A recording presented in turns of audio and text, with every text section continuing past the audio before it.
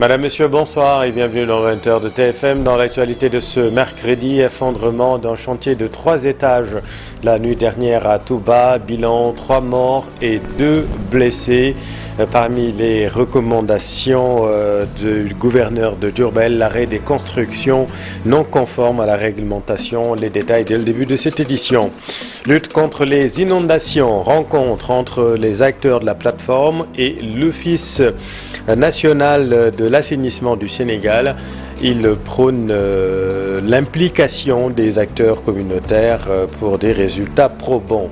À Ziguinchor, les populations s'inquiètent des cas de vols à l'arraché et des vols avec violence. L'amertume de certaines victimes assure dans cette édition. Voilà pour les titres et tout de suite le développement.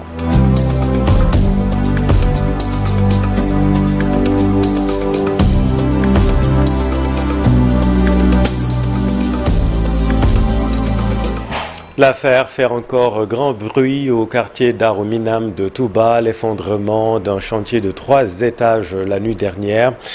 Bilan, 3 morts et 2 blessés. Parmi les recommandations, l'arrêt des constructions non conformes à la réglementation, les mesures annoncées par le gouverneur de Diourbel, une mission d'inspection sera également effectuée en relation avec les services techniques. Voici Ibrahim Afal avec nos équipes sur place.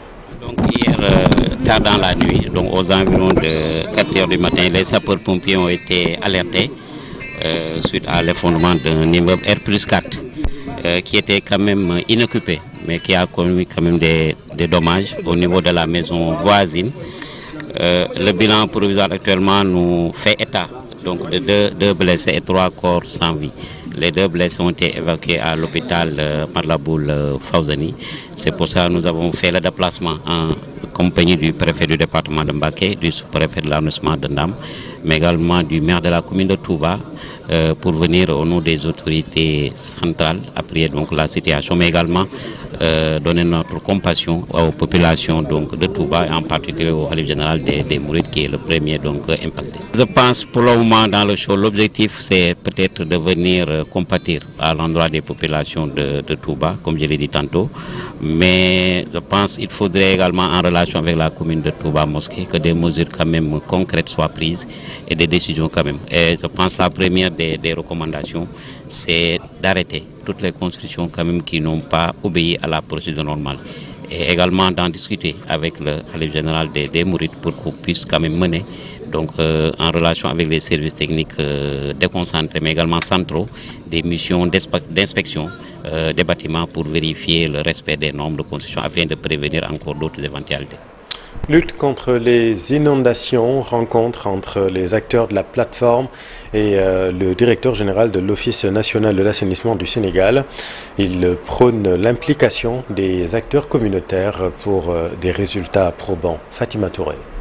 Aux inondations récurrentes qui frappent durement les populations en période d'hivernage, la riposte communautaire s'impose comme la première ligne de défense. Tout le sens donné à cette rencontre entre les acteurs de la plateforme de lutte contre les inondations et le directeur général de l'ONAS.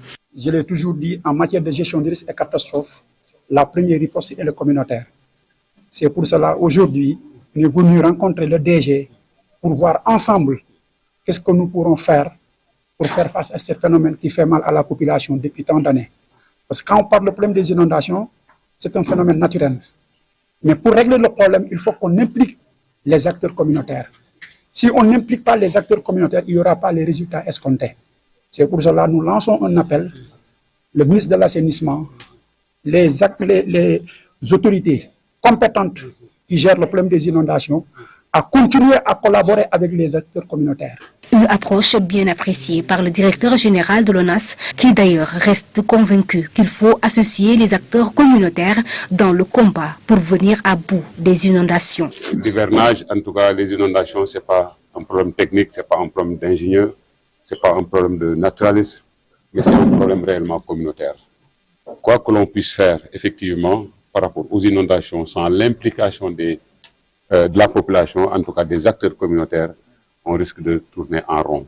Et c'est dans cet objectif qu'effectivement, il a été identifié, devrais-je dire cartographié, en tout cas l'ensemble des acteurs communautaires, les identifier les convoquer et leur parler en tout cas par rapport à nous, ce qu'on attend d'eux, et aussi recueillir en tout cas leurs attentes par rapport à ONAS. Les échanges avec les parties prenantes, à savoir les acteurs communautaires et la LONASE, laissent entrevoir une lueur d'espoir pour endiguer d'une manière efficace le phénomène des inondations. Merci Fatima. À la une également de l'actualité, ce sentiment d'insécurité à Ziguinchor. Les populations s'inquiètent des cas de vol à l'arraché et des cas de vol avec violence parfois. Dans ce reportage, vous allez voir l'amertume de certaines victimes. Boubacar Diassi, Lamine Mandiang. Les cas de vol de moto et d'agression dans la commune de Ziguinchor font débat dans la capitale sud du pays. Des exemples de Ziguinchorois victimes de ces cas ne manque pas. Ce jeune a été agressé et sa moto volée. J'ai déposé mon client à la destination convenue. Il m'a donné un billet de 2000. Au moment où je m'apprêtais à lui rendre la monnaie, j'ai été assommé. J'ai résisté en m'agrippant sur ma moto. D'autres jeunes sont venus et m'ont fait tomber. C'est ainsi que j'ai perdu ma moto. Ils l'ont emportée avec eux. Ils étaient au nombre de 4.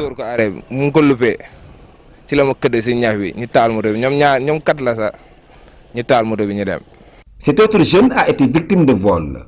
Fort heureusement que la rapidité avec laquelle ses amis sont intervenus lui a permis de retrouver sa moto. Ils se sont dispersés dans le quartier. Finalement, ils ont attrapé le voleur vers la sortie là-bas, en allant vers Kandia. On l'a attrapé là-bas. On l'a amené jusqu'ici. Les jeunes. Après, la police est venue le récupérer et ils l'ont amené. Oui. Les cas de vol sont fréquents ici. Un premier jeune a été appréhendé ici. Il venait du quartier de Tilène et a volé une moto dans notre quartier. Une semaine plus tard, un autre jeune de Kadior est venu voler une autre moto ici. Il y a juste une semaine, un homme a été agressé et gravement blessé, juste derrière la gare routière, non loin de la rive du fleuve. Ils ont emporté tout ce qu'il avait. Excédé par cette série de violences, cet adjoint au maire de Ziguinchor a même publié un message sur les réseaux sociaux pour interpeller les autorités compétentes et lancer un appel à la population. Il est opportun et important, nous, en tant qu'élus, qu'on prenne toutes nos responsabilités et décrire cette situation et appeler à l'autorité de réagir par rapport à ça de la plus forte des manières pour stopper ce fléau. Que nous, à cet appel, nous associons les populations. Ces derniers jours, la police a organisé des opérations coup de poing dans la commune de Ziguinchor. Des arrestations ont été enregistrées. Tension sociale à la ferme de Teranga à Saint-Louis. Aucun licenciement n'a été notifié selon le directeur des ressources humaines. Il invite les travailleurs à venir travailler avec la direction afin de redresser la société. Le voici avec notre équipe à Saint-Louis. Trouvez que depuis presque juin 2024, l'entreprise traverse des moments très compliqués. Il y avait même un protocole d'accord qui a été signé le 3 février 2025 entre les délégués du personnel et l'administration. Ce protocole a été déposé le 6 février au niveau de l'inspection du travail. Au moment où je vous parle, ce protocole a été respecté parce qu'il s'agissait du mois de février, mars, avril et mai. Et le mois de février, le mois de mars et le mois d'avril a été payé. Il reste le mois de mai. Bien que nous leur devons aussi des arriérés de salaire de 4 mois, il est important de dire qu'on n'a jamais licencié un travailleur à l'heure où je vous parle. Donc ce qui a été fait, c'est que nous avons constaté des dégâts énormes. Mais pour dire qu'à l'heure où je vous parle, aucun travailleur n'a été licencié. Il n'y a pas de licenciement. Il s'agit juste d'une externalisation de la sécurité. Les enseignants non décisionnaires s'insurgent contre les autorités qui refusent toujours de signer les décrets relatifs à l'âge de la retraite et la prise en charge sanitaire des enseignants décisionnaires.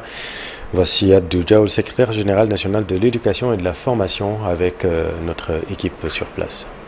Nous sommes venus aujourd'hui à Tivaouane. C'est le khalife de Mme Ibou Sakho et Lazi Habib Sakho pour lui mettre au courant de la situation dont vivent les enseignants non fonctionnaires, c'est-à-dire les décisionnaires, pour leur faire part de la situation très critique dont on peut citer les 2 décrets qui sont en attente très longue d'une signature des autorités étatiques. Et ça ne date pas d'aujourd'hui. Ce décret tarde à être publié au bénéfice des enseignants décisionnaires. Parmi les points revendicatifs, il y a l'augmentation de l'âge de la retraite de 60 ans à 65 ans. Parce que cette injustice dont vivent les enseignants décisionnaires, il faut augmenter impérativement l'âge de la retraite. Ça va leur permettre de plafonner de grade, mais aussi d'avancer rapidement et bénéficier en cas de retraite d'une pension confortable et qui répondrait à l'attente de la famille des retraités. Mais aussi, il y a ce qu'on appelle l'imputation budgétaire. L'imputation budgétaire, cela va permettre aux enseignants décisionnaires retraités et leurs familles de continuer à bénéficier des soins au niveau de nos structures sanitaires, mais aussi leur permettre d'en bénéficier comme les fonctionnaires. Parce que c'est très injuste de faire le même travail que les fonctionnaires. À la retraite, il y a une partie des travailleurs qui bénéficient et d'autres n'en bénéficient pas. Et là, nous avons dit que vraiment c'est très injuste et c'est injustifié de la part de nos autorités étatiques. Le Premier ministre Ousmane Sonko avait appelé à un dialogue dont nous avons signé un pacte. Et ce pacte, depuis lors, n'a pas été respecté par le gouvernement du Sénégal. Tout autre chose, lutte contre les violences sexuelles, des cas multiples recensés dans la banlieue de Dakar. Un collectif de défense des droits des femmes alerte sur le phénomène très inquiétant. Reportage à Bifaï. A choisi Pikine pour la tenue de cet atelier de 2 jours. Au cours des échanges, la lutte contre les violences sexuelles et sexistes, une occasion pour faire l'état des lieux, partager les réalités du terrain et surtout renforcer les mécanismes de prise en charge des victimes de violences faites aux femmes. Sur les cas de violences physiques que nous recevons, sur les cas de violences économiques, sur les cas de violences psychologiques et morales, mais particulièrement sur les cas de violences sexuelles. Et quand on parle de violences sexuelles, c'est les cas de viol, c'est les cas de pédophilie, c'est les cas d'attentat à la pudeur, c'est des cas d'inceste, entre autres, ou de proxénétisme et d'incitation à la débauche sur lesquels on a pu discuter avec les autorités. Dans la banlieue, les cas de viol sont nombreux, une situation alarmante qui pousse les collectivités locales à s'impliquer davantage. Et au niveau communal également, nous avons des structures comme les CCPE, c'est-à-dire les conseils communaux pour la protection, n'est-ce pas, des enfants, mais également, en tout cas pour tout ce qui est filles et gens, de toute façon. Et depuis lors, nous commençons à y travailler. Nous avons également eu la chance d'avoir des structures comme ENDA, Jeunesse Action, avec qui nous travaillons le plus souvent dans le cadre vraiment de ces pratiques. On a convié tous les acteurs de Pikine pour venir aujourd'hui, qu'au-delà de cette activité d'aujourd'hui, qu'on puisse démultiplier nos connaissances dans la population. Depuis plus de 30 ans, je suis dans la lutte féministe engagée. Je travaille à ENDA Santé avec les groupes vulnérables depuis plus de 20 ans, qui me connaît au niveau national, international. Je fais que des voyages pour sensibiliser sur les droits des femmes. Au deuxième trimestre 2024, plusieurs cas de viol ont été recensés par la boutique de droit de l'AGS, une situation qui inquiète le collectif. De janvier à juin 2024, nous avons enregistré avec les données de l'AGS 186 cas de viol. Et notamment tous les jours dans les boutiques de droit de l'AGS, notamment celle de Pikine, on enregistre des cas de violence physique, des cas de violence sexuelle, des cas de violence psychologique, économique et aussi, lorsqu'on voit l'impact de ces violences au niveau de la communauté, on voit que tout le temps, les victimes sont entourées de leurs parents proches qui sont à l'origine de ces violences. Un atelier, des voix, mais surtout un cri d'alerte. À Pékin comme ailleurs, briser le silence est devenu une urgence. Selon le collectif, la lutte contre les violences faites aux femmes ne se gagnera qu'avec un engagement collectif et des actes concrets. Et parlons du programme élargi de vaccination. Le PEV, le pentavalent, sera remplacé par l'hexavalent, un vaccin qui va lutter contre 6 maladies. Autre bénéfice, la réduction des doses de 3 à 2 désormais. Explication, Fatou Bintou Conté. À partir du 1er juillet, un nouveau vaccin dénommé hexavalent va être introduit dans le PEV, le programme élargi de vaccination. On s'achemine vers l'introduction d'un nouveau vaccin dans le programme élargi de vaccination, et ceci à partir du 1er juillet.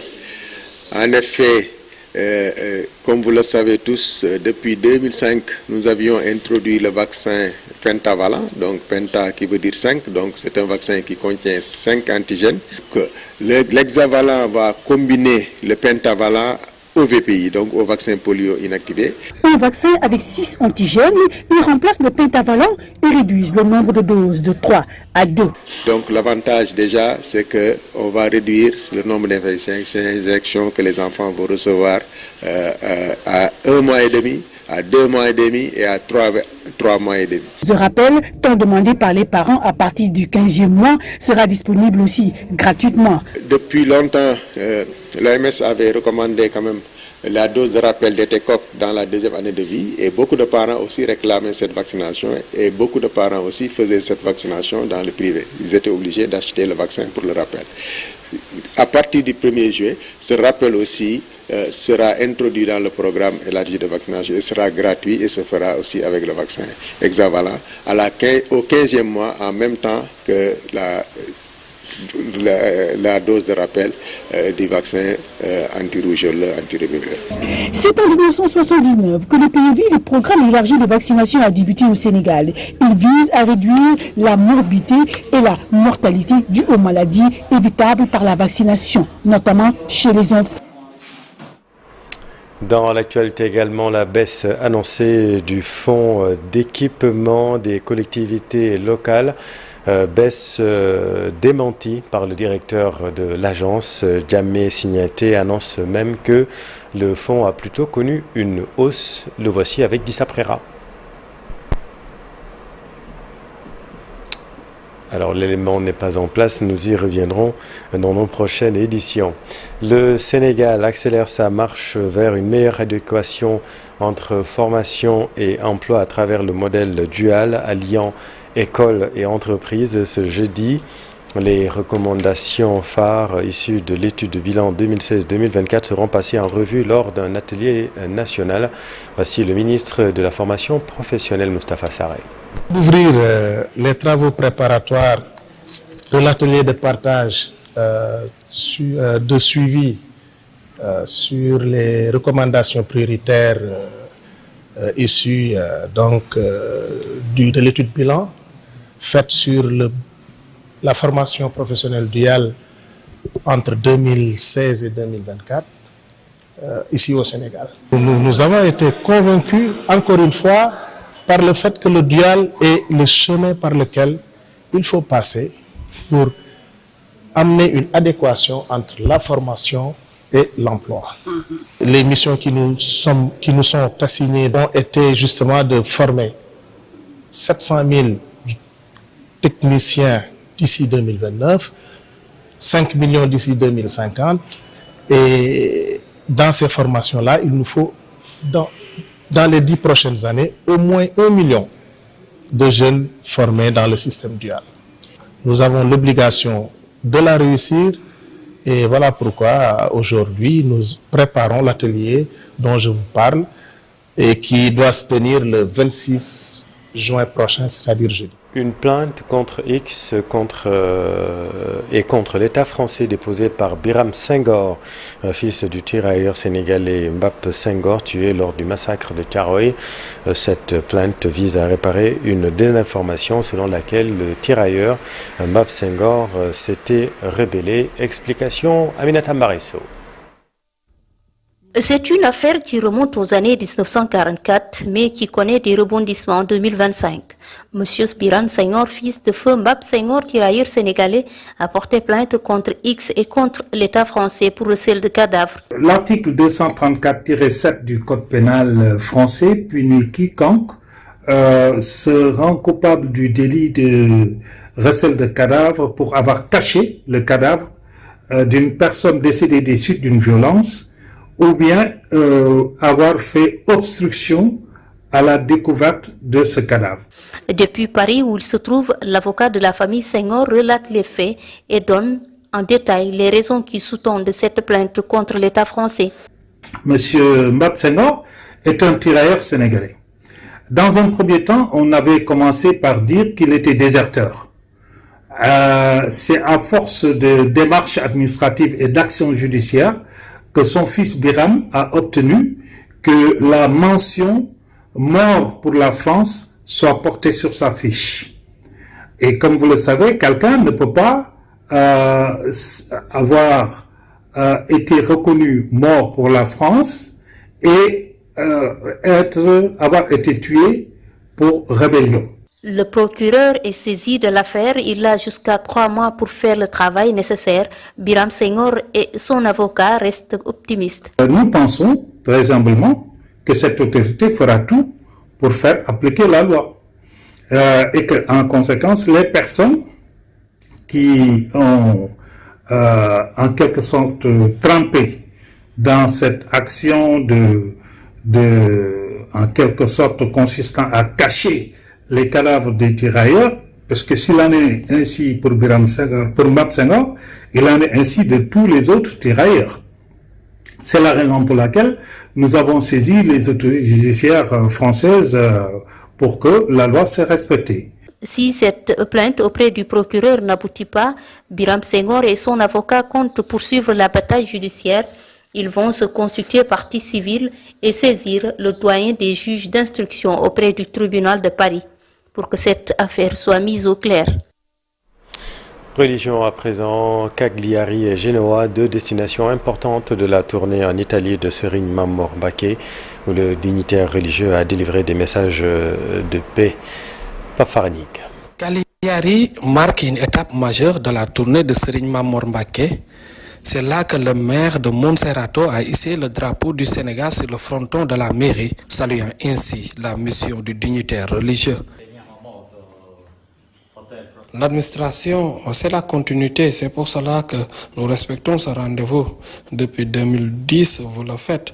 C'est pour cela quand je suis venu, cette date a été institutionnalisée par la mairie, donc je dois faire mieux que les autres cas. Maintenant, il y a une symbiose entre les deux communautés. 2010, nous allons tout faire pour mériter cette marque de confiance, surtout dans ce contexte de guerre.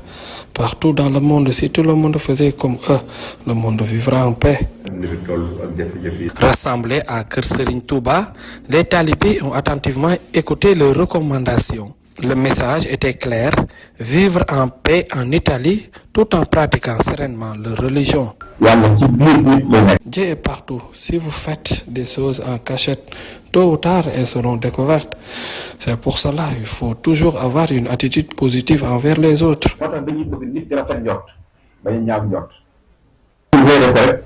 Après Cagliari, direction Genoa, où Serigne Mamor Mbacké a été chaleureusement accueilli. Ses apprenants en Italie lui ont récité des versets du Saint-Coran.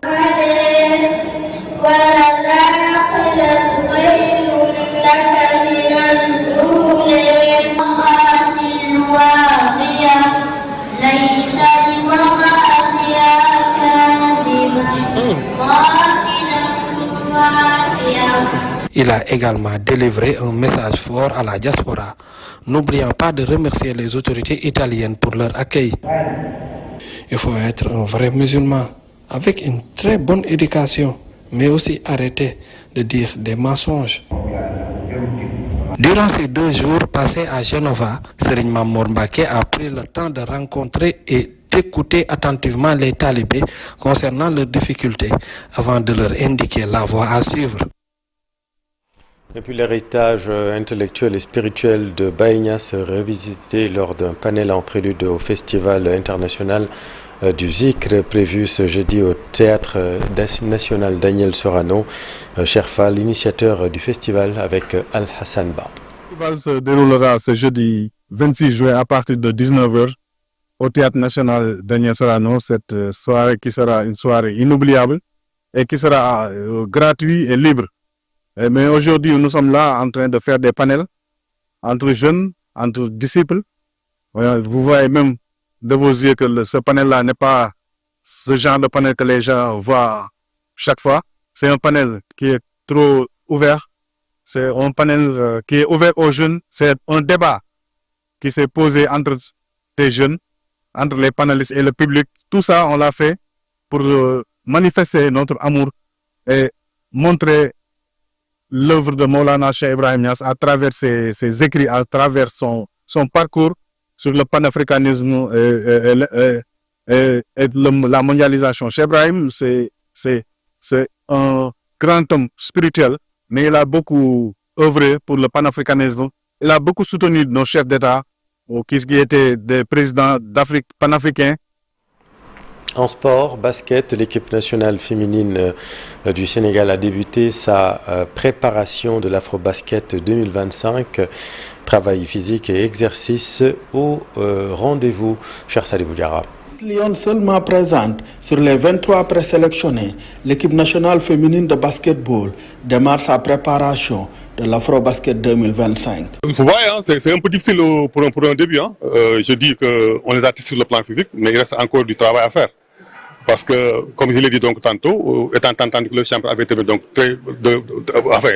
donc, il fallait donc vraiment le voir sur ce plan-là. Mais sur un pourcentage, il faut voir qu'on a peut-être 65% à ce niveau-là. Donc il faudrait vraiment qu'on puisse donc travailler et atteindre donc les 85% avant donc de l'aller donc à Abidjan. Bon, il y a des filles qui ne sont pas encore là, il y a aussi des filles qui sont là, mais qui ont eu des pépins physiques. Mais c'est sûr et certain que demain donc le groupe donc sera élargi. Il y a des filles qui sont ici à Dakar, mais elles viennent Inch'Allah demain. Donc c'est ça. D'autres filles aussi sont aux États-Unis d'Amérique. Elles vont rejoindre donc le groupe. Une préparation avec 2 matchs amicaux au programme. On devait aller aux États-Unis d'Amérique et ça n'a pas marché. On est là aujourd'hui et il faudrait faire avec. On ne peut pas vraiment lamenter sur notre sort en disant que vraiment on n'est pas là-bas, on ne se prépare pas. Non. Avant d'aller à Kigali en 2023, on s'est préparé ici au Sénégal. On a joué la finale. On a eu donc la médaille d'argent. Donc aujourd'hui, il n'y a pas de raison de s'inquiéter. On va se préparer ici au Sénégal et c'est donc d'accrocher donc le Graal en Côte d'Ivoire. Ce sont de bons sparring partenaires, d'autant plus que le Mali avait joué la demi-finale donc en 2023 et le Mali aussi c'est un pays de basket. On a vu aussi que le Sud-Soudan est un pays émergent. C'est pratiquement les mêmes profils que l'Ouganda. D'autant plus que la Guinée donc c'est une équipe que nous connaissons très bien. Moi je dis que c'est de bons sparring partenaires. On pourra vraiment se jauger. Logés dans la poule C, en compagnie de l'Ouganda et de la Guinée, les Lions ne cachent pas leur objectif. La finale en 2023 donc à Kigali. Cette fois aussi, on va essayer donc d'atteindre cette finale-là et essayer donc de prendre la coupe, Inch'Allah. L'Afrobasket féminin 2025 est prévu du 26 juillet au 3 août prochain à Abidjan, en Côte d'Ivoire. Le Sénégal, en cas de sacre, va remporter son 12e titre continental après 10 années d'attente. Les Lions du foot débutent la CAN dans 2 semaines au Maroc. L'objectif est d'atteindre le Carredas, un objectif à la portée des Lions selon le sélectionneur. Aller toujours plus haut, plus loin. C'est ça le Sénégalais. Nous sommes tout le temps perfectionnistes. Nous voulons tout le temps faire en sorte que les montagnes reculent. Ça, c'est dans l'ADN du Sénégalais. Nous sommes des compétiteurs, nous sommes des lions et nous allons essayer de nous battre pour faire mieux que la dernière fois. Ça va passer par des objectifs intermédiaires. Nous sommes dans une poule qui sera compliquée pour tout le monde, mais nous sommes entraînés et nous allons essayer de nous donner les moyens pour sortir déjà de cette poule. Et après, les choses vont venir d'elles-mêmes. Nous avons joué sur le tournoi de l'IFOA, des équipes qui ressemblaient un peu à la Zambie et un peu à la RDC. Mais nous devons avoir des équipes maghrébines jouant un jeu technique avec beaucoup de technicité et beaucoup d'aspects tactiques. Donc ce sera pour nous de nous préparer davantage pour être prêts à toutes les éventualités parce que nous avons des adversaires avec des... Et puis randonnée pédestre pour fêter 10 ans d'existence, le club randonnée de la SICAP Liberté organise une grande randonnée pédestre le dimanche 29 juillet prochain, suivant l'un des initiateurs avec Cher Sadibou Diarra. Le thème de cette randonnée, c'est le régime diabétique et le sport. Vous savez, avec le diabète, presque dans toutes les maisons, il y en a. Donc nous avons choisi ce thème surtout pour sensibiliser les diabétiques, surtout à venir faire du sport. Et comment aussi après le sport, il ne faut pas aller manger n'importe quoi. C'est ça, un circuit de 8 km. De 8 km de la SICAP jusqu'à Liberté 4, après aller à Babakassi, Bourguiba, école police, Amitié Karak, et puis revenir au même point de départ. Il y aura tous les clubs du département de Dakar qui seront là et même il y aura aussi des clubs de la région aussi.